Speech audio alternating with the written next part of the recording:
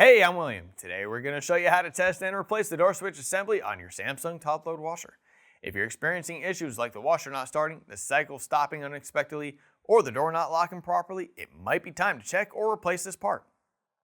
Now before we dive in, don't forget to like this video and subscribe to our channel for more helpful appliance repair guides. Let's get started.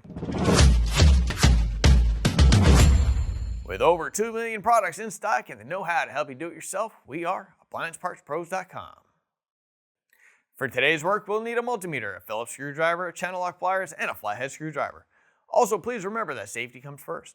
Always disconnect your top-load washer by unplugging or switching the breaker off.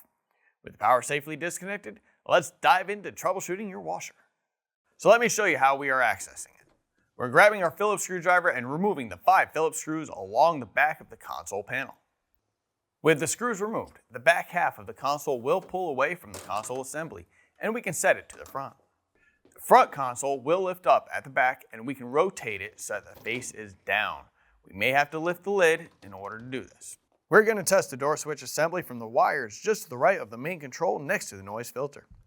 Now we can grab our multimeter and set it to continuity, which looks like a sideways Wi-Fi symbol. We are testing from the green wire to the white wire. There should be continuity while the lid is closed and no continuity when the lid is opened. If you'd like to know more about how to use a multimeter, we've put together a comprehensive tutorial for you, so check out the link in the description. If the door switch assembly does not pass this test like we see here, it would need to be replaced. To replace the switch, we're grabbing our Phillips screwdriver and removing 2 screws securing the back of the top panel to the washer frame. Now we are moving to the front and lifting the lid. The 2 bumpers at the front of the top panel are being removed to get to the front top panel mounting screws, and we are removing them as well. We're going to go ahead and remove the screws from the green wires with the yellow stripes in the back to be able to move the top panel more freely. We are pushing the wire connector through the top panel. You may need to grab channel lock pliers to disconnect a hose from the valve and maneuver it so that way we can get the connector through. This allows us to lift the left side of the top panel just enough to maneuver the door switch assembly harness out of the retainers. After that, we are lifting the front of the top panel just enough to remove the Phillips screws securing the door switch to the top panel. Here's the old door switch assembly and here's the new one. If you've already got one, great. If not, you can pick one up at AppliancePartsPros.com. Now we can secure the door switch assembly harness to the top panel retainers and feed it through the port. If you removed a hose, then the wires and hose would need to be connected back into place. After that, we can go ahead and install the 2 screws in the front, then insert the bumpers.